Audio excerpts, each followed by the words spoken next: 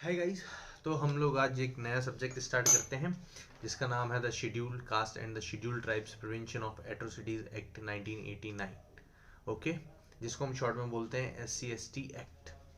Okay guys, तो basically ये जो सब्जेक्ट है ये SC/ST एक्ट SC/ST में जो पीपल्स आते हैं उनके राइट्स बचाने के लिए हैं और उनको थोड़ा सा प्रोटेक्शन देने के लिए। तो हम बात करते हैं, सबसे पहले बेसिक्स देख लेते हैं कि क्या है क्या नहीं है। हम सबसे पहले देखते हैं इसमें चैप्टर्स कितने, चैप्टर 5 है। ओके, आप लोग देख लें, अपने अपने बैरेक्ट खोल लें। सबसे पहले इसमें हम देखते हैं कि इसमें चैप्टर कितने, चैप्टर 5 है।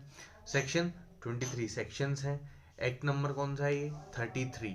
एक्ट नंबर क्या है ये, 33 ऑफ 1989। ओके, और जी बिल्कुल बिल्कुल 5 चैप्टर हैं, 23 सेक्शंस हैं, एक्ट नंबर 33 है। ओके, चलिए अब सबसे पहले हम स्टार्ट करेंगे अपना, हमेशा की तरह सबसे पहले हम स्टार्ट करेंगे कि एक्ट नंबर 33 हो चुका है। अब इसकी गवर्नमेंट की इसको गवर्नर की एसेंट कब मिली, 11 सितंबर 1989। ओके, ऑब्जेक्ट देख लेते हैं हम इसका। ऑब्जेक्ट क्या है, an act to prevent the commission of offence of atrocities against the member of the scheduled caste and the scheduled tribes. जैसा कि मैंने आपको बोला था, टू प्रिवेंट द कमीशन किस चीज का, of offence of atrocities against the member of the SC और ST, to provide for the special courts, exclusive special courts for the trial of such offences. ये जो भी लोग हैं, जो भी इस एक्ट के अंदर इस ऑफेंस करते हैं, उनका जो भी ट्रायल होता है वो स्पेशल कोर्ट्स और एक्सक्लूसिव स्पेशल कोर्ट्स में होता है। And for the relief and the rehabilitation of the victims of such offences and for matters connected here with incident there to. Okay, now start करते हैं हम। सबसे पहला क्या है, चैप्टर 1 प्रिलिमिनरी। प्रिलिमिनरी में क्या है, short title, accent and commencement. This act may be called the Scheduled Caste and the Scheduled Tribes Prevention of Atrocities Act 1989। ठीक है। सेकंड क्लॉज क्या बोलता है कि कहाँ कहाँ अप्लाई होता है, होल ऑफ इंडिया पे अप्लाई होता है। और कब और ये जो है आपका कब इन्फोर्स हुआ था, सेंट्रल गवर्नमेंट जब ऑफिशियल एजेंट में निकाला तब इसको इन्फोर्स मान लिया जाएगा। लेकिन इसकी इन्फोर्समेंट डेट है जो हम बताना चाहेंगे आपको, 30 जनवरी 30 जनवरी 1990। ठीक है, आप लोग नोट कर लीजिएगा, 30 जनवरी 1990। चलिए अब हम सेकंड सेक्शन पे आते हैं, जिसमें पहला क्या है, in this act unless the context otherwise requires. ठीक है, ए एट्रोसिटी। एट्रोसिटी का मतलब क्या होता है, जो कि अंडर सेक्शन 3 में दिया रखा है। ठीक है, कोड, कोड कौन सा, इस यस ये जो एक्ट है इसके लिए कोड कौन सा होगा, CRPC। ठीक है, अब BB dependent means the spouse, children, parents, brother and sister of the victim who are dependent wholly or mainly on such victim of his support and maintenance। Dependent का मतलब क्या होता है, घर में कोई एक व्यक्ति है जिसपे माँ बाप, स्पाउस, चिल्ड्रन बच्चे, भाई बहन या फिर विक्टिम की बहन, जो भी लोग उस पर आश्रित होते हैं उसको हम डिपेंडेंट बोलते हैं। ओके, BC में क्या दे रखा है, अच्छा इसकी डेफिनेशन याद करने के लिए आपके लिए सबसे अच्छा है BB पे डिपेंड कौन है, BB पे डिपेंड होना चाहिए, नहीं होना चाहिए। ओके, तो BB में डिपेंडेंट। BC कौन, इकोनॉमिक बॉयकॉट। ये लोग क्या कर रहे हैं, हमें इसमें क्या कर, इकोनॉमिक बॉयकॉट का मतलब पूछ रहे हैं। Refusal to deal with work for hire और do business with other person, या फिर हमको किसी के साथ काम करने के लिए मना कर दिया जाता है। Second, to deny opportunities including access to service of the contractual opportunities for rendering service for consideration, या फिर हमें ऐसा कोई भी काम करने के लिए मना कर दिया जिसके लिए हमें कंसिडरेशन प्राप्त हो। To refuse to do anything on the terms on which things would be commonly done in the ordinary course of business, या फिर हमारे रोजमर्रा की जिंदगी की जो भी ऑर्डिनरी कोर्स होते हैं उनको करने के लिए मना कर दिया जाए। To absent from the professional और the business relation that one would maintain with other person, या फिर इन्होंने क्या किया, प्रोफेशनल या फिर बिजनेस रिलेशन बनाने के लिए हम मना कर दिया। ठीक है, तो ये सब आपका था इकोनॉमिक बॉयकॉट में। अब हम बात करते हैं BD very important, exclusive special court, इसको हम शॉर्ट में बोलते हैं ECS। ये कहां दे रखा है आपका, सबसेक्शन 1 ऑफ सेक्शन 14। ठीक है, जिसमें बेसिकली ईसीएस का क्या रोल रहता है कि ऑफेंस स्टाइल करने के लिए होता है, जहाँ पे हम लोगों के लिए स्पेशल कोर्ट्स वहाँ पे एक्सक्लूसिव स्पेशल कोर्ट्स भी बनाए रखे हैं. Now forest right that shall be meaning assigned to it in subsection 1 of section 3 of the scheduled tribes and other traditional forest dwellers recognition of forest right 2006. Okay, forest rights की जो definition है वो कैसे cover होती है हमारी traditional forest dweller recognition of the forest rights act 2006. तो आप लोग इस एक्ट को ध्यान रखिएगा, मेंशन कर लीजिए कि हमारी जो बीई की डेफिनेशन है उसमें फॉरेस्ट राइट्स के बारे में बताया गया है. फॉरेस्ट राइट्स जो कि कैसे गवर्न होते हैं, Section 3 of the Scheduled Tribes and other traditional forest dweller recognition of the Forest Rights Act 2006. Okay guys, now BF Manual Scavenger. Manual scavenger का मतलब होता है जो आप लोगों ने गटर साफ करते हैं, जो अपना गंदगी उठाते हैं, उन लोगों को बोलते हैं मैनुअल स्कैवेंजर. तो आप लोग बीएफ में याद रखिएगा manual scavenger shall have the meaning assigned to it in the clause g of the subsection 1 of section 2 of the provision of employment as manual scavengers and their rehabilitation act 2013. इन लोगों के लिए भी एक नया एक्ट बन रखा है जिसके लिए गवर्न होते हैं. तो आप लोग ये भी याद रखिएगा क्योंकि ये आपके एग्जाम में बहुत जरूरी है, ये आ सकता है, तो आप लोग ध्यान रखिएगा. बीई में क्या दिया है, फॉरेस्ट राइट दिए गए हैं. बीएफ मैनुअल स्कैवेंजर दिया गया है. बीजी पब्लिक सर्वेंट. चलिए पब्लिक सर्वेंट की डेफिनेशन और कहाँ दी गई, जल्दी से बताइए. पब्लिक सर्वेंट की डेफिनेशन दी गई है आपके आईपीसी में, वहीं से ये गवर्न होती है. सबसे मेन इंपोर्टेंट सेक्शन 21 जी. पब्लिक सर्वेंट की सारी डेफिनेशन जितने भी पब्लिक सर्वेंट है उसी में गवर्न होते हैं, और वो सारे कहाँ दिए गए हैं, section 21 of IPC. Okay, now see. अभी तक हम क्या कर रहे थे, हम बी पढ़ रहे थे, बी के अंदर सब क्लॉज थे. अब हम क्या पढ़ रहे हैं, C. Schedule caste and schedule tribes, the most important, जिसके ऊपर पूरे का पूरा बैरेक्ट ये बना हुआ है, ये पूरा एक एक्ट बना हुआ है. shall have the meaning assigned to them respectively under clause 24 and 25 of article 366 of the constitution act. now basically सबको पता है कि SC जो पिछड़े वर्ग के लोग होते हैं वो बहुत ही डाउन क्लास पीपल्स होते हैं. तो उनके लिए जो हमारा कॉन्स्टिट्यूशन है उसमें आर्टिकल 366 है जो कि इनसे गवर्न करता है, क्लॉज 24 एंड 25. आप लोग एक बार जाके चेक करिए, वहाँ पे क्लॉज 24 एंड क्लॉज 25 में बताया गया है कि हम जी वही जी. तो उसका जो भी क्लॉज 24 जो कि आर्टिकल 341 ऑफ जो जी 24 में शेड्यूल कास्ट है और 25 में शेड्यूल ट्राइब्स है. ओके, SC/ST कौन होगा, कौन डिक्लेयर करता है, प्रेसिडेंट डिक्लेयर करता है.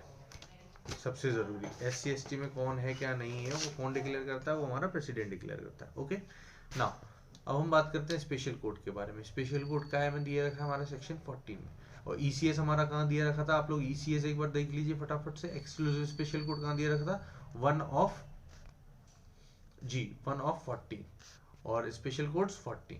ठीक है, आप लोग ये नहीं भूलेंगे. नाउ स्पेशल पब्लिक प्रोसिक्यूटर, अब जब अगर स्पेशल कोड बना हुआ है तो उसके लिए स्पेशल पब्लिक SPP भी होगा, special public prosecutor.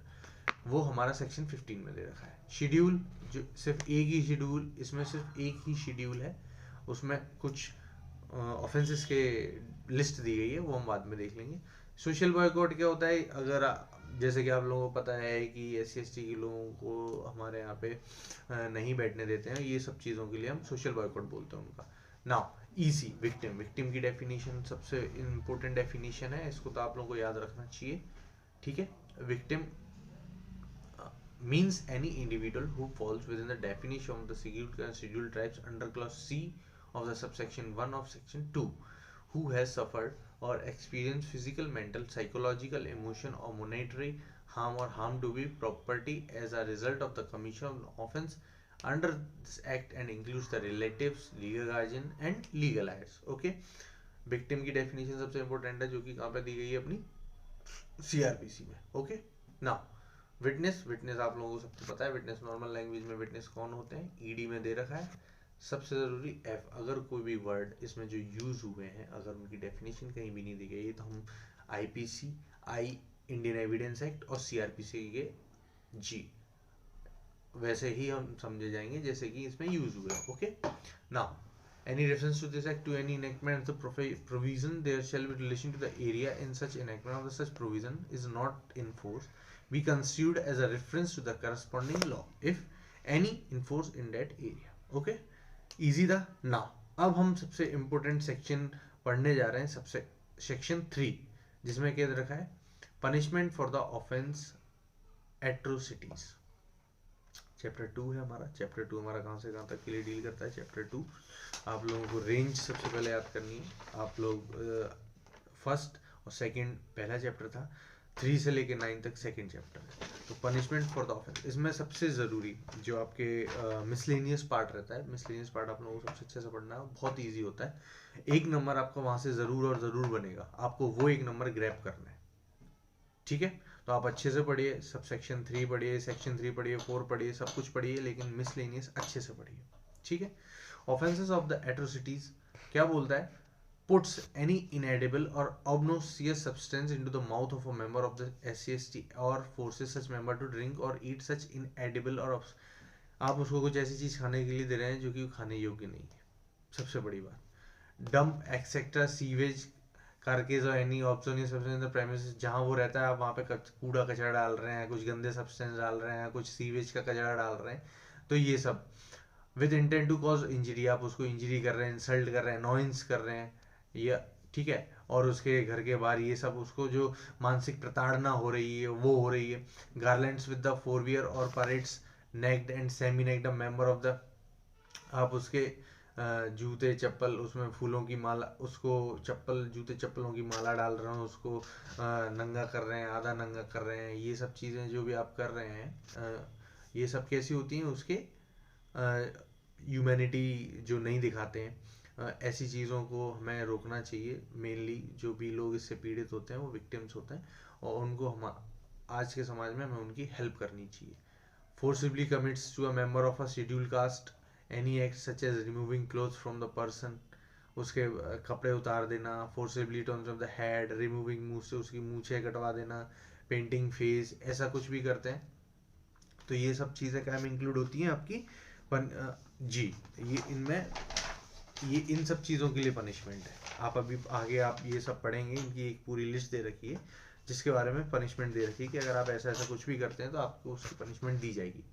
Wrongfully occupies करते हैं, उसकी लैंड कल्टीवेट करते हैं, रॉन्गफुली डिस्पोजेस कर देते हैं उस मेंबर को, एक्सप्लेनेशन क्या आएंगे, इज द पर्सन, उसकी बिना सहमति से, without the person consent, with the person consent, where such consent has been obtained by putting the person the और interest in fear of death, आप उसको डरा धमका के उसकी कंसेंट ले रहे हैं. ठीक है. एच में क्या दे रखा है, makes a member of a schedule caste और a schedule tribe to a begar और other form of forced or bonded labor other than any conspiracy service for public purpose imposed by the G. ठीक है. जैसे आप लोगों ने देखा होगा सभी के यहाँ पे कारीगर वगैरह कहीं ना कहीं चौराहे पे कारीगर लोग या फिर कुछ काम करने वाले लोग मिलते ही हैं. अब आप क्या कर रहे हैं उनके साथ, आप उनको ले आए और आप उनको बिगाड़ कर दिया. आप विदाउट मनी आपने कहा जाओ ठीक है चलो, आप उनको बंधुओं मजदूरों की तरह काम करा रहे, लेकिन आप उनको पैसे नहीं दे रहे हो. तो ये सारी चीज़ें अगर आप करते हो तो आपके अगेंस्ट में पनिशमेंट दे रखी है सेक्शन 3 में. ठीक है. Now I compels a member of the schedule caste schedule tribe to dispose or carry human or animal car on dig graves. अब आप बताइए, इसमें बात कर रहे हैं कि कब्रों को खोदने के लिए आप उनको रखते हैं, है ना, जानवरों को पालने के लिए आप उनको रखते हैं. Makes a member of the schedule to do manual scavenging, employs और permit the employment of such member of such purpose. आप उसके साथ ज़बरदस्ती मैनुअल स्कैवेंजर करा रहे हैं, आप स्कैवेंजेस करते हैं उसके साथ, आप उसको गंदा बिहेव करते हैं, उसको मलमूत्र साफ करवाते हैं. ये सारी चीज़ें क्या है, ये आपको सेक्शन 3 में पनिशमेंट दे रखी है. इन सब चीज़ें अगर आप ये सब करवाते हैं किसी भी शेड्यूल कास्ट और शेड्यूल ट्राइब के आदमी से, तो आपके साथ क्या होगा, ये पनिशमेंट दे रखी है सेक्शन 3 में. परफॉर्म्स और promote dedicating a schedule of women to deity idol object of worship. इन सब चीज़ों के लिए देवदासी बना लेते हैं उसको. तो ये सब चीज़ें क्या है, forces or intimate or prevent a member of the to schedule tribes not to vote, आप उसको वोट नहीं डालने दे रहे, not to file a nomination file नहीं करने दे रहे. ये सब इलेक्शन के बारे में बात हो रही है. इसीलिए आप लोगों ने देखा होगा कि कुछ सीट्स जो होती हैं वो हमारे यहाँ पे SC/ST कैंडिडेट के लिए रिजर्व कर दी जाती हैं कि उनसे सिर्फ वही लोग लड़ेंगे. ठीक है. After the poll causes hurt or grievous hurt, अगर जो पोलिंग बूथ है और आप उसको मारते हैं, प्रताड़ित करते हैं, commit any offense under this act against a member of a scheduled caste or a scheduled tribe for having voted or not having voted for the particular candidate. आप जैसे आप लोगों ने किसी एक व्यक्ति को कोई पर्सनल वोट देना है, अगर आप उसको नहीं देते तो आप उसको मारते हैं, झगड़ा करते हैं उससे, ये सारी चीज़ें। अगर आप ये सारी चीज़ें करते हैं तो जो विक्टिम होता है वो थाने जाके रिपोर्ट लिखवा सकता है, और एज इट जो भी मदद की जाएगी वो कोर्ट उसकी मदद करता है। वहाँ पे भी जो थाने में लोग बैठे हुए हैं वो भी उनकी हेल्प करते हैं। इंस्टीट्यूट फॉल्स मैलिशियस वेक्सिशियस सूट और क्रिमिनल अदर लीगल, आप उसके खिलाफ झूठी FIR कराते हैं, झूठी प्रोसीडिंग्स कराते हैं, ठीक है। Gives any false or frivolous information to any public servant, and जो वो नहीं है वो आप उसकी बताते हैं, अगर वो नहीं है तो SC कार्ड तो आप उसको परेशान करते हैं, लॉफुल पावर दिखाते हैं। इंटेंशनली इंसल्ट और intimidates with intent to humiliate a member of SC/ST act in place within a public view, या फिर आप अब्यूज करते हैं उसको, डिस्ट्रॉय डैमेज उसकी object general be held sacred और the high esteem members of the schedule caste, आप उसकी जो इज्जत है उसको तार तार करते हैं। By words either written or spoken, या लिख के या फिर बोल के, by words either written or spoken or by any other means. या फिर आप W में क्या करते हैं, intentionally touches a woman belonging to, आप जानबूझ के उसको सेक्सुअल फेवर करते हैं, सेक्सुअल नेचर में आप उनके साथ गलत व्यवहार करते हैं, उनको गलत छूते हैं। ये सारी चीज़ें क्या में आती हैं, आपकी पनिशमेंट में आती हैं, ठीक है। अब आप देखिए explanation for the purpose of the sub clause 1 the expression consent means a voluntary agreement with the person by words, gesture or any form of the non-verbal communication which lends to the participant in the specific act, ठीक है। ये consensual जो word है consensual है, अगर आप उसको नहीं छू रहे इसका मतलब ये, अगर आप उसको ज़बरदस्ती करते हैं उस लड़की के साथ या फिर लेडी के साथ तो ऐसा नहीं माना जाएगा कि वो कंसेंचुअल है, ओके। अब हम बात करते हैं एक्स करप्ट्स और foul the water of any inspiring reservoir any other source ordinarily used by the member of the schedule का एज टू द रेंडर। अब आप क्या है, जैसा कोई वाटर वेल है या फिर कोई भी ऐसा कोई स्रोत है जहाँ से वो पानी भरते हैं तो आप उसको बंद करा देते हैं, या फिर आप उसकी आप कुछ भी ऐसा काम करते हैं जिससे उसके रहने और खाने पीने में उसकी समस्या है, तो आप ऐसे अगर कोई भी काम करते हैं तो फिर क्या होगा कि आप ये सब ये जो सारी चीज़ें ये ऑफेंस है। मेनली आप इन ये जो पूरी लिस्ट दी गई है इन पनिशमेंट्स की, अगर आप इनमें से कुछ भी करते हैं, कुछ भी, एक पूरी लिस्ट है ये जो आपको सेक्शन 3 में दे रखी है, अगर आप ऐसा कुछ भी करते हैं तो आपको पनिशमेंट मिलेगी। बेसिकली इस जो सेक्शन है इसका जो मेन मोटो है वो है पनिशमेंट, और पनिशमेंट कितनी देर है आप लोग daily, shell be punished with imprisonment for a term which shall not be less than 6 months, कितना नहीं हुआ, मिनिमम 6 मंथ्स है, और जी एक्सटेंड कहाँ तक कर सकते हैं, 5 ईयर्स तक। देखा जाए मोटा मोटा तो एक 6 महीने की सजा है, वो कहाँ तक ले जा सकते हैं, 5 साल तक। जैसा जैसा हीनियस ऑफेंस वैसी वैसी सजा बढ़ती जाएगी। आपने कोई नॉर्मल ऑफेंस किया है तो आपको 6 महीना मिनिमम तो मिलेगा ही मिलेगा, बेल भी नहीं मिलेगी वो बात अलग है, ठीक है। लेकिन आपको जो, इसीलिए आप जो भी वर्ड्स यूज़ करते हैं उनके अगेंस्ट में वो ना करिए, क्योंकि यहाँ पे अगर आपके अगेंस्ट में FIR हो गई तो आपको ना तो बेल मिलेगी और सीधा आप जेल जाएंगे, ठीक है। whoever not being a member of the scheduled caste or scheduled tribes, ठीक है।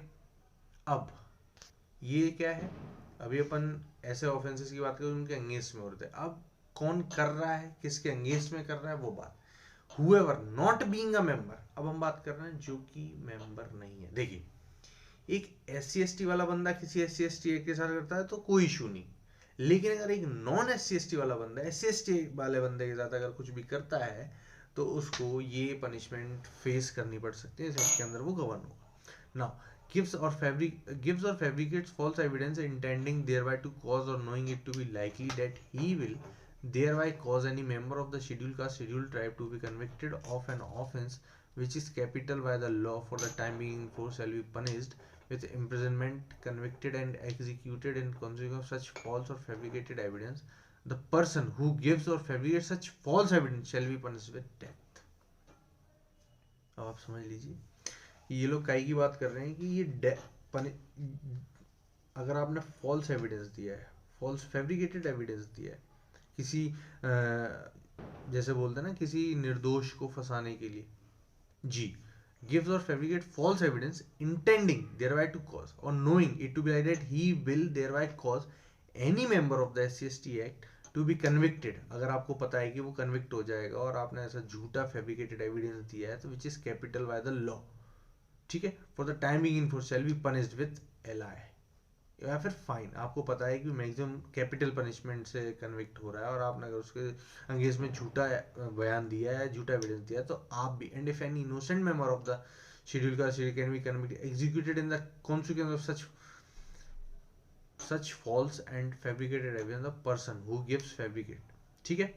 आपने अगर किसी ऐसे व्यक्ति के अगेंस्ट में अपना बयान या फैब्रिकेट फॉल्स एविडेंस दिया है जो कि एक इनोसेंट बंदा है और जिसको कैपिटल पनिशमेंट मिलने वाली है, एलआई मिलने वाली है, लाइफ इम्प्रिजन मिलने वाली है, तो आप उसमें पूरे भागीदार रहेंगे, तो आपको जो पनिशमेंट मिलेगी वो डेथ की पनिशमेंट होगी।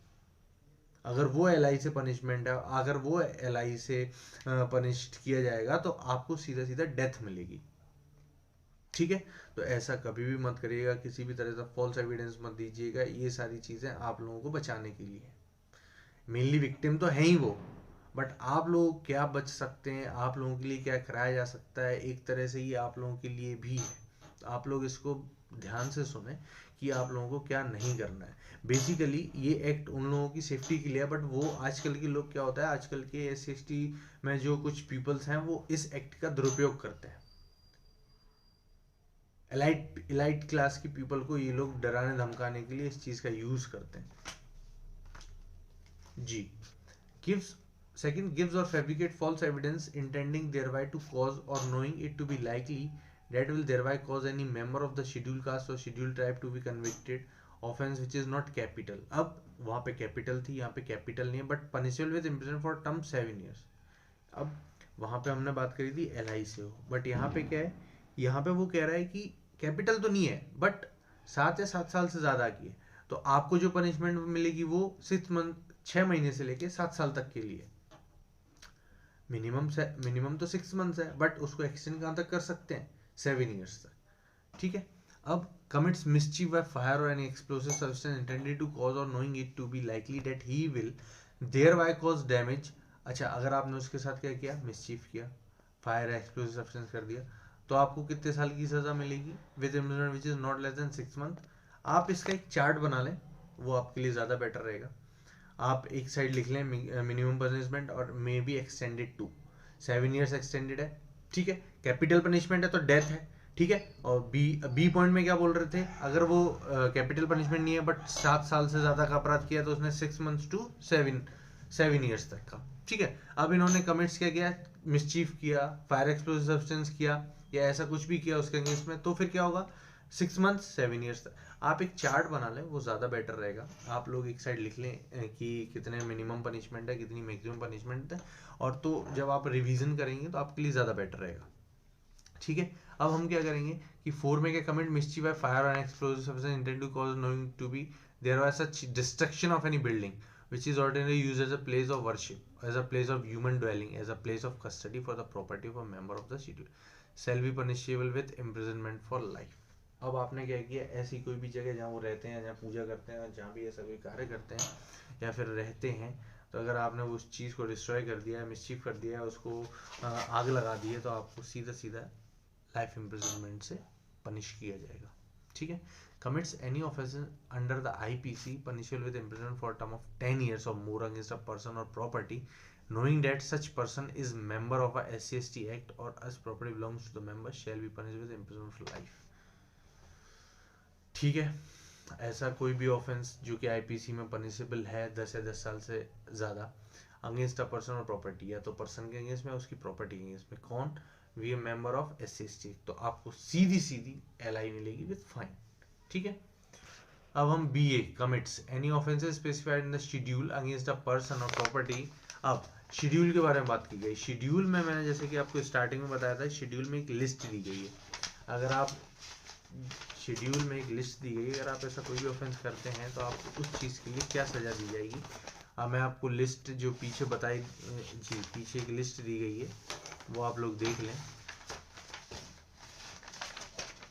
120A definition of the criminal conspiracy, 120B 141, 142, 143, अगर आप ये कुछ सेक्शन है आईपीसी के जो आप लोग याद कर लें, ज़्यादा नहीं है, मेनली मेन जो भी होते हैं 323, 324, 325 जो पर डे यूज़ करते हैं अपन डेली लैंग्वेज में, 354 ए बी सी डी, ये सारी जो भी पनिशमेंट है, तो इनमें जो भी पनिशमेंट मिलेगी, इन सेक्शंस में जो भी पनिशमेंट है वो वही दी जाएगी जो कि उन सेक्शन में पनिशमेंट दे रखी है, ठीक है। Knowingly or having reason to believe that an offence has been committed under the chapter causes any evidence for the commission of that offence to disappear with the intention of screening the offender from legal punishment. Word used हुआ legal punishment, or with the intention gives any information respecting the offence which he knows or believes to be false. पता है झूठी खबर, सारा सब कुछ झूठ है. Shall be punished with the punishment provided for that offence.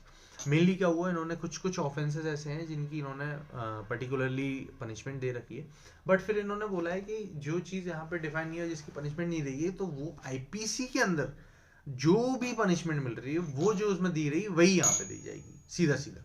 अब बीइंग अ पब्लिक सर्वेंट, अब आपने क्या किया कि आप पब्लिक सर्वेंट होते हुए commit any offence under this section shall be punished with imprisonment for a term which shall not be less than 1 year but which may extend to the punishment provided for that offence. अब हम बात कर लेते हैं जी, अब हम जैसे बात कर लेते हैं, इसमें हम बात कर रहे हैं पब्लिक सर्वेंट की. अगर पब्लिक सर्वेंट ने ऐसा कोई भी काम किया है तो उसको हम 1 साल से लेके कितने साल तक ले जा सकते हैं, punishment provided for that offence, जो भी उसने ऑफेंस किया उस हद तक की सजा दे सकते हैं, लेकिन मिनिमम कितनी है, 1 साल. तो मैं आपसे सिर्फ इतना ही कहना चाहूँगा कि आप लोग एक चार्ट बनाएं, उस चार्ट में पूरा लिख लें कि सबसे पहले कहाँ पनिशमेंट, सबसे बेसिकली पनिशमेंट तो आपको दी रखी है 3 में कि आपको 6 महीने से 1 साल तक की सज़ा हो सकती है. फिर उसके बाद उन्होंने बताया कि जो SC/ST के मेंबर नहीं है, अगर वो ऐसा कुछ करता है तो उसकी जो पनिशमेंट है अलग अलग, वो आप लोग याद कर लें, लिख लें, बना लें, चार्ट बना लें, ज़्यादा बेटर है. अब हम बात करते हैं punishment for the neglect of duties. अच्छा, ड्यूटीज किसकी है, सबसे पहले तो पब्लिक सर्वेंट की. पब्लिक सर्वेंट की ड्यूटीज है, अगर वो निग्लेक्ट करता है तो किसको सजा मिल रही है यहाँ पे, पब्लिक सर्वेंट को ही मिलेगी ना, और कोई तो आएगा नहीं. तो पब्लिक सर्वेंट की क्या है सजा, देख लेते हैं हम एक बार. Whoever being a public servant but not being a, अच्छा सबसे बड़ी बात, एक चीज मैं आपसे जानना चाहता हूँ कि एक पब्लिक सर्वेंट तो है बट वो SC/ST का मेंबर नहीं है. अगर कोई पब्लिक सर्वेंट SC/ST का मेंबर है तो उसके ऊपर ये एक्ट अप्लाई नहीं होगा. ये क्या है, अंगेंस्ट प्रोसेस है. जस्ट लाइक एक SC/ST का मेंबर, एक SC/ST का मेंबर जो नहीं है, इन दोनों में क्लैश है. The clash between both. अगर एक SC/ST एक SC/ST कोई इशू नहीं, लेकिन इन लोगों को क्रॉस करना पड़ेगा, एक दोनों के अंगेंस्ट है, एक जो मेंबर नहीं है, एक जो मेंबर है, ठीक है, ये इनके लिए है. तो ड्यूटी में क्या है, अगर उसने कोई भी ड्यूटी ऐसी की कि whoever being a public servant not being a member of the SC/ST willfully neglects his duty required to be performed by him under this act and the rule made there. ठीक है, willfully अगर उसने अपनी जो भी duties है उनका आह्वान, मतलब अपनी जो ड्यूटीज है उनको पूरा नहीं किया, तो shall not be less than 6 months. ठीक है, 6 महीने से 1 साल तक की सजा है. अब the duties of the public servant referred to in subsection 1 shall include, क्या इंक्लूड है, to read out and informant the information gives orally. सबसे पहले अगर उसने ओरली दी है या रिटर्न दी है, ऑफिसर इंचार्ज को दी है, तो taking the signature of the informer, तो सिग्नेचर कराएगा. ठीक है, क्या क्या इंक्लूड है वो सारी चीज़ें, कंप्लेन रजिस्टर करेगा, कॉपी देगा उसको, रिकॉर्ड स्टेटमेंट रिकॉर्ड करेगा, ये सारी कुछ ड्यूटीज़ दी गई हैं. तो ये लोग, आप लोग इसकी ड्यूटीज़ पढ़ लो. ज़्यादा कुछ नहीं है, मेनली जो ड्यूटीज़ नॉर्मल एक FIR देने आते हैं वैसी ही है. अगर आपने कोई FIR ओरली दी है तो उसको मेंशन करेंगे, उसको मेंशन करने के बाद जो थानेदार होगा या जो भी हेड कांस्टेबल होगा वो उस पर इन्फॉर्मेशन साइन कराएगा, कंप्लेन रजिस्टर करेगा, कॉपी देगा, स्टेटमेंट रिकॉर्ड करेगा, इन्वेस्टिगेशन करेगा. अच्छा, मेन जो क्लॉज है उसमें सिर्फ एक बात है, जो इन्वेस्टिगेशन होगी वो विद इन 60 डेज के अंदर कंप्लीट हो जानी चाहिए. अगर नहीं होती है तो आपको स्पेशल कोर्ट को डिले का एक्सप्लेनेशन देना पड़ेगा, सीधी सी बात है. तो आपके लिए एक टाइम पीरियड है जो कि आपको याद रखना है कि हमें SC/ST की जो इन्वेस्टिगेशन है, जो भी थानेदार पुलिस वाला, वो कितने दिन के अंदर करनी, 60 डेज. ये एक लिमिटेशन पीरियड है. To correctly prepare, frame and translate any document या इलेक्ट्रॉनिक रिकॉर्ड. ठीक है, provided the charge of the disregard against the public servant shall be booked on the recommendation of the administrative inquiry होगी, ठीक है. The cognizance in respect of declaration of duty referred in the subsection 2 of the public servant shall taken by the special court, ठीक है. जो special court होगी या जो ECS होगी वो ट्रायल करेगी तो सारी पेनल प्रोसीडिंग्स करेंगी. जी, अब हम बात करते हैं section 5, enhanced punishment subsequent conviction. Punishment enhance काय में दिया गया है? IPC. आप लोग कमेंट सेक्शन में बताइएगा कि किस सेक्शन में इनहांस पनिशमेंट दे रखी है, ठीक है. whoever having already been convicted of an offense under this chapter is convicted for the second offense or any offense subsequent to the second offense shall be punishable with imprisonment for a term which shall not less than 1 year but which may extend to, ठीक है. इसमें एक minimum time period दे रखा है जो कि minimum time period है 1 year का, जिसमें ये बोला गया है कि कहीं जितना भी ऑफेंस उसमें दे रखा है IPC में उस तक वहां तक के लिए एनहांस किया जा सकता है, एक्सटेंड किया जा सकता है, ठीक है. अब हम 6 की बात कर लेते हैं. 6 में बोलता है application of the certain provision of the IPC. Certain provisions of IPC apply होते हैं. कौन कौन से? एक पूरी ये भी एक तरह से कुछ सेक्शंस के नाम है. 34, 149, चैप्टर 3, 4, 5, 5A या फिर 23. तो ये सारे IPC के चैप्टर हैं, ये इस पे अप्लाई होते हैं, ठीक है. अब forfeiture of the property of the certain person. अब क्या हुआ फोरफीचर कि where a person has been convicted of any offences punishable under this chapter, ठीक है. कोई भी व्यक्ति जो मेंबर नहीं है वो कन्विक्ट हो गया, चलो मान लिया. स्पेशल कोर्ट क्या कर रही है? In addition to awarding any punishment तो दे ही रही है अपने ऑर्डर में, उसकी जो प्रॉपर्टी है मूवेबल या आइदर रिमूवल और दोनों को which has been used for the commission of that offence. अब आप ये समझ लीजिए कि कोई बाइक अगर उसने यूज की होगी तो क्या करेंगे, उसको भी बिलोंगिंग्स में लेके उसको फोरफीट करा देंगे प्रॉपर्टी को, ठीक है. Where any person is accused of any offence under this chapter it shall be open to the special court trying him to pass an order that all और any of the properties movable और removable और both belonging to him shall during the period of such trial be attached and where such trial ends in the conviction the property such as shall be liable, ठीक है. वही है, अगर वो convict नहीं होता है तो उसको वापस कर देंगे, अगर वो कन्विक्ट हो जाता है तो उसको फोरफीट करा देंगे, सीधा सीधा है. अब प्रिजम्पशन क्या मानी जाएगी? इसमें एक प्रिजम्पशंस चलते हैं. इसमें क्या है? प्रिजम्पशन ड्रॉ करके चलता है कि in a prosecution for offence under this chapter if it is proved, क्या the accused rendered any financial assistance in relation to the offense committed by a person accused of or reasonably suspected of committing an offense under this chapter, the special court shall presume. may presume नहीं है, आप ये चीज यहाँ पे notice करके चलिएगा. इन्होंने क्या किया है, इसमें जो प्रिजम्पशन ले रखे हैं, जो प्रिजम्पशन लेके चल रहे हैं वो कैसी प्रिजम्पशन है? सेल प्रिज्यूम है. Shall presume unless the contrary is proved, ठीक है. जब तक उसको कॉन्ट्ररी तो सच पर्सन है अवॉइडेड द ऑफेंस, ठीक है. हाँ जी, क्या समझे? अगर किसी भी एक्यूज की किसी ने भी मदद की है या फिर फाइनेंशियल असिस्ट किया गया है या रीजनली सस्पेक्टेड है या कमिटिंग किया है या कोई भी ऑफेंस कमिट किया है तो उसको सीधा सीधा ये प्रूफ किया जाए, ये मान लिया जाएगा कि उसने अबेट किया है ऑफेंस का, ठीक है. B. A group of persons committed an offense under the chapter and it is proved that the offense committed was a sequel to any existing dispute regarding land or any other matter. It shall be presumed. ये भी self presume है. आप ये मान के चलिए कि इसमें जो प्रिजम्पशन है वो सेल्फ प्रिज्यूम है, तो आप इससे बच नहीं सकते. मे प्रिज्यूम नहीं है जहां पे कोर्ट बाउंड है, ठीक है. The accused was having personal knowledge of the victim of his family. The court shall presume. इसमें जो 3 क्लॉज हैं उसमें कोर्ट आपके अगेंस्ट में सब कुछ चल रहा है, आप सेल्फ प्रिज्यूम लेके चलेगा. तो आप लोग जरा ध्यान दें और इस तरह के जितने भी झगड़े हैं उनसे बच के रहिए. बाकी अगर ऐसा कुछ भी होता है तो सीधे जाके आप हाई कोर्ट से 438 में अपनी बेल भी ले सकते हैं, बट हाई कोर्ट आपको मना कर देगा क्योंकि इन केसेस में एक्सेप्शन है कि जहाँ पे जो SC/ST एक्ट में 438 नहीं मिलती है, जहाँ तक मुझे पता है. Section 9 conferment of the powers. ये हमारा चैप्टर 2 का लास्ट सेक्शन है.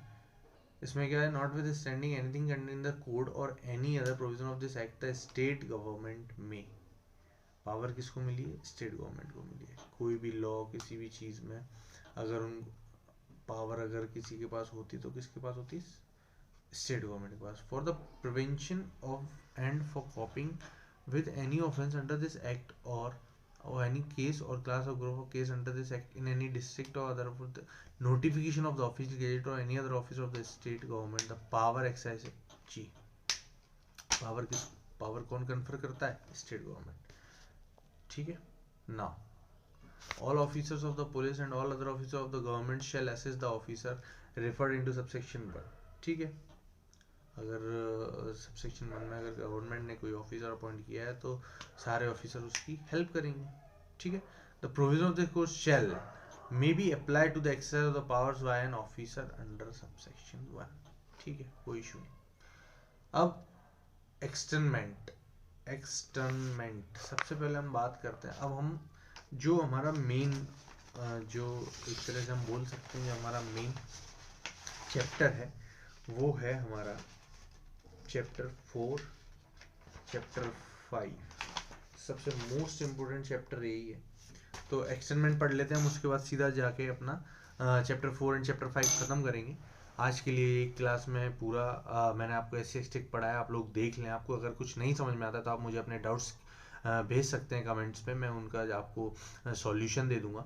Now removal of person likely to commit offence where the special code is satisfied upon a complaint of the police report. अच्छा, दो चीजें काहे पे, कंप्लेन पे और पुलिस रिपोर्ट पे। That a person is likely to commit an offence under the chapter 2 of this act in an area scheduled in the areas of the travel areas as referred to in the article 244 of the constitution or any area identified in the provision of the clause 7 of the clause 2 of section 21. It may by order in writing direct such person to remove himself beyond the limits of such area. ठीक है, क्या बोल रहे हैं कि order दे रहे हैं कि आप अपने आप को वहां से हटा लें by such route and within such time as may be specified in the order, जो भी उस ऑर्डर में टाइम और रूट लिखा हुआ है वैसे, and not to return that area, दोबारा से यहाँ आना मत, डायरेक्ट टू रिमूव हिमसेल्फ और such period not exceeding 3 years, ठीक है, 3 साल तक की। अगर कोई भी ऑर्डर आपके इंग्लिश में हुआ है और वो जो भी जैसे बोलेंगे जो भी वो लैंड बिलोंग्स करती है शेड्यूल ट्राइब्स के लोगों को, तो आपके एक आपको ऑर्डर दे दिया जाएगा कि आप वहाँ से हट जाएं। आपको ऑर्डर है वो 3 साल तक के लिए, मतलब 3 साल से ज़्यादा के लिए वो ऑर्डर नहीं दिया जाएगा, आप वहाँ से अपने आप को हटा लें, ठीक है। Special court shell along with the order under the section communities communicate to the person directed at the under subsection the grounds on which such order shall be has been made। वो उसमें mention रहेंगे कि क्या grounds है, क्या है। कोई भी ऑर्डर होता है, कोई भी जजमेंट होता है तो उसमें सारी चीज़ें मेंशन होती हैं। ऐसे ही नहीं कि कोई भी जज ऑर्डर कर देता है, उसमें सारी चीज़ें रिटर्न होती हैं, सारी चीज़ें मेंशन होती हैं, जो भी उसको रीज़न बताए जाते हैं उन सब रीजंस के साथ ही वो ऑर्डर करता है। स्पेशल कोर्ट में रिवोक और मॉडिफाई, ऑर्डर को कभी भी रिवोक और कभी भी मॉडिफाई कर सकता है for the reason to be record in writing. जो भी रिवोक और राइटिंग, जो भी रिवोक या फिर एडिशन या मॉडिफाई करता है तो उसको क्या करना पड़ेगा, उसका रीजन देना पड़ेगा। On the presentation made by the person against whom such order has been made और by any other person any other person on this behalf within 30 days from the date of the order. कितने दिन के अंदर अंदर, 30 दिन के अंदर अंदर, ठीक है। आइए 11 procedure on failure of person to remove himself from area and enter thereon after removal. इसमें क्या है, if a person to whom a direction has been issued, अगर आपको डायरेक्शन इशू हो गया to himself from any area, fails to remove himself as a directed, जैसा आपको बोला आप वहां पे नहीं हट पा रहे हैं, तो having so removed himself enter in such area with the period specified in the order. अब मैंने बोला था 1 महीने के अंदर हटना, आप हट ही नहीं पा रहे हो। Otherwise than with the permission the writing of the special code under subsection 2 the special court में cause him to arrested and removed in the police custody to such place outside, ठीक है। अगर मत हटो, नहीं हटोगे तो अगर नहीं हटोगे तो पुलिस तो है ही ना हटाने के लिए, मत हटो आप, आपको कोई नहीं बोलेगा हटने के लिए, लेकिन उस जगह से आपको हटाने के लिए पुलिस बनी हुई है, आप उस जगह से हटाने के लिए पुलिस का प्रयोग किया जाएगा। The special court may by order in writing permit any person in respect of whom an order under section 10 has been made to return to the area from which he was directed to remove himself for such temporary period and subject to such condition as may be specified in such order and may require him to execute a bond.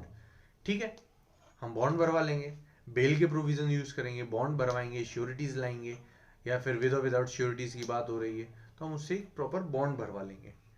ठीक है, special court है, कभी भी revoke कर सकती है अपनी permissions को.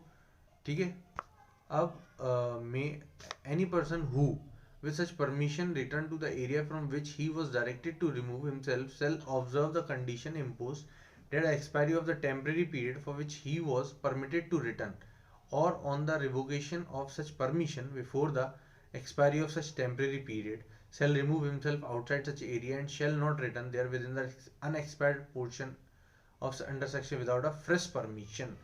अब उसने क्या किया कि आपने जो भी ऑर्डर दिया था आपको उसका आपने उसका कंप्लायंस किया. अब अगर आपको रीइंस्टेट होता है तो आपको उसके लिए रिटर्न परमिशन लगेगी, वो भी न्यू, एक फ्रेश परमिशन लगेगी सेक्शन 10 की. ठीक है, now if a person fails to observe any of the condition impose और टू रिमूव हिमसेल्फ अकॉर्डिंगली और having so removed himself enters और return to such area without fresh permission, the special court may cause him to be arrested and removed in police custody to such. अगर आप without permission आते हैं तो फिर से आपको पुलिस कस्टडी में डाल दिया जाएगा. इसीलिए आप लोग इस एक्ट को ध्यान से पढ़ते हुए जितना भी टाइम लिमिट दे रखा है, जितने भी ऑर्डर्स का कंप्लायंस है, वो सब लोग आप लोग देख लें, क्योंकि बिना फ्रेश परमिशन के अगर आप वहाँ पे जाते हैं, दोबारा से रीइंस्टेट होना चाहते हैं, तो आपको पुलिस कस्टडी में डाल दिया जाएगा. ठीक है, नाउ सेक्शन 12 क्या कहता है, taking measurement and photograph of a person against हुम order under section 10 is made. Mainly इसमें जो अंडर सेक्शन 10 है उसी के ऊपर बात हो रही है. ये इतने आपके ज़्यादा ज़रूरी नहीं है, आप इसमें 13 जो बेस इसका टाइटल याद रख सकते हैं, और इसका सबसे ज़रूरी सेक्शन 13 है, penalty for non compliance. Penalty कितनी दे रहे हैं, एनी पर्सन कॉन्ट्रावेनिंग विच में in order to special court made punishable with imprisonment. सीधा इम्प्रिजनमेंट है 1 साल तक का, जिसको हम 1 साल तक एक्सटेंड कर सकते हैं. नाउ ये है chapter 4, the most important chapter 4 and chapter 5. Special courts क्या होंगे, सबसे मोस्ट इम्पोर्टेंट है कि स्पेशल कोर्ट क्या होते हैं. जैसा कि आपको पता है ये एक स्पेशल लॉ है, SC/ST का जो कॉन्स्टिट्यूशन में दे रखा था, और आप लोग देख सकते हैं कि IPC में भी पनिशमेंट है, बट एक इन लोगों को बचाने के लिए, ऐसा बोल सकते हैं, उनके प्रोटेक्शन के लिए एक जो स्पेशल लॉ है ये प्रिवेल करता है IPC से. मेनली दोनों एक दूसरे के बोल सकते हैं कि पूरक हैं. ऐसा नहीं है कि ये पूरा लॉ बना हुआ है, बट एक तरह से आप देखेंगे कि इसको जो पनिशमेंट इसमें है वो इसके अकॉर्डिंग ही आएंगी, और जो इसमें नहीं है वो IPC गवर्न करता है. ठीक है, तो स्पेशल लॉ के लिए हमेशा एक स्पेशल कोर्ट बनाई जाती है. इसमें 2 स्पेशल कोर्ट है, एक स्पेशल कोर्ट है, एक एक्सक्लूसिव स्पेशल कोर्ट है. ठीक है, for the purpose of providing for speedy trial. अब जैसे कि ये वाले जो भी ऑफेंसेस हैं दिन ब दिन अगर बढ़ रहे, तो उसके लिए स्पेशल कोर्ट बनाने से आता है स्पीडी ट्रायल. किसने बनाई, स्टेट गवर्नमेंट ने. सबसे ज़रूरी किसके कंकरेंस से बनाई, हाई कोर्ट के कंकरेंस से. ठीक है, एक कोर्ट हो सकती है, 2 भी हो सकती हैं, कोई हो, जैसा इन लोगों को ठीक लगे वैसी कोर्ट्स पर. Provided that in district where less number of cases under this act is recorded, the state government shall within the concurrence of the chief justice by notification official for the district court of session को ही ये लोग special court बना देते हैं chief justice के concurrence से. Okay, provided further that the court so established or specified shall have the power to directly take cognizance. जो COS हैं, कोर्ट ऑफ सेशन है, वो डायरेक्ट कॉग्निजेंस ले सकते हैं. It shall be the duty of the state government to establish adequate number of the courts to ensure that cases under this act are disposed within a period of 2 months. Most important क्या है, सबसे पहले हमने देखा कि special court किसको बनाया जा रहा है, कोर्ट ऑफ सेशंस को. कोर्ट ऑफ सेशंस को अगर ये लोग बना रहे हैं तो ये क्या चाह रहे हैं कि 2 महीने के अंदर अंदर अगर वो डायरेक्ट COS डायरेक्ट कॉग्निजेंस ले रहा है, प्रोविजो में सबसे पहले दे रखा है, उसके बाद इन लोगों ने COS को बनाया है, कोर्ट ऑफ सेशन को क्यों बनाया है, जिसके 2 महीने के अंदर अंदर केस डिस्पोज हो सके. केस को 2 महीने के अंदर डिस्पोज करना है. In every trial in the special court और the exclusive special court the proceeding shall be continued from day to day until all the witnesses in attendance have been examined unless The special court or as the exclusive special court find the adjournment of the same beyond the following day to be necessary for reason to be recorded in writing. ठीक है, कोई issue, अगर ऐसा कुछ भी हो सकता है तो आप एडजमेंट ले सकते हैं, बट आपको राइटिंग में देना पड़ेगा. In every trial in the special court exclusive, the proceedings shall be continued from day to day until all the witnesses in attendance have been examined, unless the special court exclusive find the adjournment. Same है, कोई दिक्कत नहीं है. Proviso क्या है? Provided when the trial relates to an offence under this act, the trial shall as far as possible be completed. जैसा कि आपको बताया मैंने, ट्रायल इन लोगों को कितने में, केस डिस्पोज 2 महीने में करना है, ट्रायल भी डिस्पोज करानी है, इनको ट्रायल भी कंप्लीट करनी है विद इन 2 मंथ्स. कब से? From the date of filing of chargesheet. Chargesheet का टाइम जो एक्सक्लूड कर दिया जाएगा, जैसे ही चार्जशीट फाइल हो जाती है उसके 2 महीने के अंदर अंदर इसको आपको सॉल्व करना है. स्टेट गवर्नमेंट है कर्नाटका था, आप लोग देख लीजिएगा. अपील्स मोस्ट इंपोर्टेंट है, अपील. हाँ जी, कहाँ होती है अपील? Special courts. पढ़ लें. An appeal shall lie from any judgment, sentence, order. ठीक है, 3 होगी. कहाँ होगी? बट हाँ, इंटरलोकेटरी ऑर्डर नहीं होना चाहिए. इंटरलोक्यूटरी ऑर्डर नहीं होना चाहिए. जजमेंट हो, ऑर्डर हो या फिर सेंटेंस हो, उनकी अपील हाई कोर्ट होगी. किस पे होगी? फैक्ट और लॉ दोनों पे ही होगी. ठीक है, ध्यान रखिएगा ये चीज. Notwithstanding anything contained in the subsection 3 of the 378 of the CRPC, an appeal shall lie to the High Court against an order of the special court excusing, granting or refusing bail. या तो high court अपना bell दे सकता है या refuse कर सकता है. ठीक है. अब notwithstanding anything contained in either law for the time being in force, every appeal of the section shall be preferred within the period of 90 days. Time limit कितनी दी गई है? 90 days. जैसे ही ऑर्डर या सेंटेंस या जजमेंट हो जाता है उसके 90 डेज के अंदर अंदर आपको अपील फाइल करनी है. ठीक है. No appeal shall be entertained after the expiry of the 180 days. By chance आप लेट हो जाते हैं, 90 दिन निकल गए, फिर आपने एक रिकॉर्डेड रीजन दिया, साहब मैं बीमार हो गए थे, या ऐसा कोई भी था, या ऐसी कोई बीमारी थी जो आपने सफिशिएंट रीजन दे दिया, सफिशिएंट कॉज दे दिया हाई कोर्ट को, उसमें आप अपील फाइल कर सकते हो. बट आफ्टर 180 डेज आपका अपील का राइट समाप्त कर दिया जाएगा, स्ट्रक डाउन हो जाएगा, आप कुछ भी नहीं कर पाएंगे. Every appeal preferred under subsection 1 shall as far as possible be disposed within the period of 3 months. ठीक है.